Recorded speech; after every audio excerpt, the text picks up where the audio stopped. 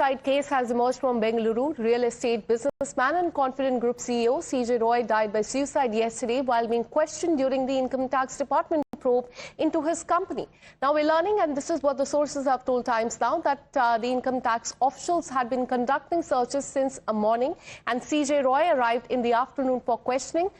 After nearly 1 hour of the interrogation, he went into his office citing that he needs to retrieve some documents, but instead he reportedly shot himself inside that room. He was rushed to the hospital immediately, but later succumbed to the injuries. Now, sources have further said that IT raid had already been conducted in December, and yesterday's visit by the officials was only a follow-up questioning in this case. Today, in the Ashoknagar police station limits, an incident has taken place wherein the Confident Group chairman and founder, he has reportedly shot himself dead. As of the initial reports, the soccer team, the ballistic team, all have come here. We are inquiring into it. We are taking up a case. The body was, the injured person was immediately shifted to a nearby hospital where he was declared dead, brought dead. Since last 2 to 3 days, the income tax team were having a search and search of this premises, but we are not aware of all the details. The team had come from Kerala. The tragic death of CEO C.J. has sparked sharp reaction from his family, who claimed that there was harassment and he was under undue pressure during the income tax questioning. His brother C.J. Babu has questioned why business people are being targeted in the state and has even named a senior IT officer as well. He holds him responsible for the entire fiasco. Here's what C.J. Babu told Times Now. Was he speaking about, sir, what kind of raids were being done, what they were looking at income tax department? See, I will tell you this. In business, people who pay income taxes are around 2%. Yeah. 4% is the salaried class. Remaining 93% does not pay any income tax.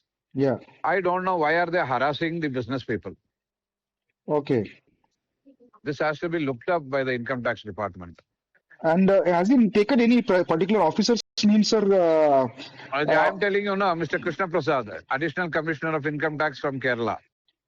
Okay. He and his team, yes. Okay, sir, was any of his cars also seized, sir? No, nothing. He must have had many challenges in his life through which he has come through. How do you see in back of that, because of harassment from like this, someone has to take her own life, and that to someone such established like as your brother? He was a very strong person. Now I am not able to answer this question. What made him to take this decision? Yeah. Until I reach Bangalore and I also find out what's happened. And now the Congress party has claimed that agencies under BJP government are harassing citizens in Karnataka. The party claims that C.J. was a victim of BJP politics and what it calls was a tax terrorism. Listen in to this charge coming in from the Congress party. We have to take cognizance of this kind of harassment by the authorities, by the organizations which are here to protect us, but they're pushing us to the end of the life. I think the BJP's government is torturing, terrorizing the businessmen who are contributing to the wealth and the growth of the country.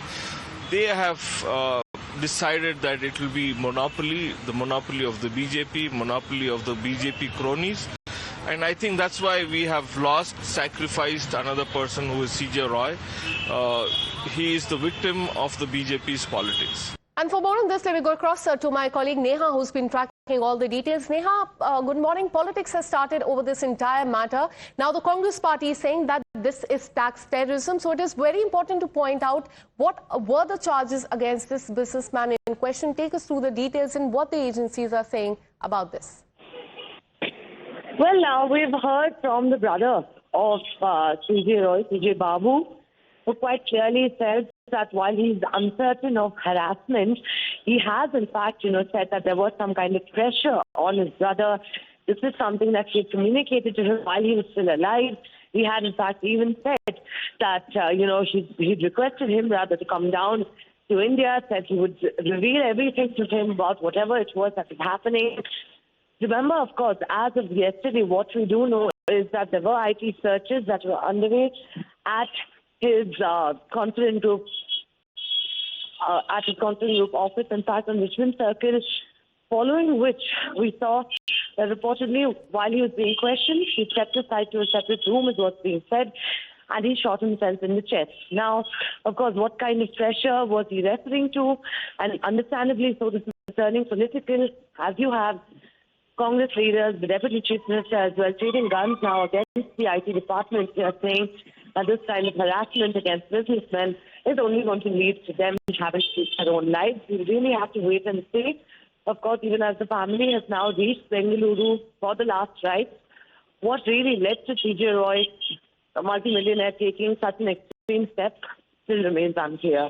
Absolutely. Politics has started over this entire matter, with Congress party now saying that Roy was a victim of BJP politics and what it calls is a tax terrorism. It remains to be seen what the BJP has to say on this. With this, a short break.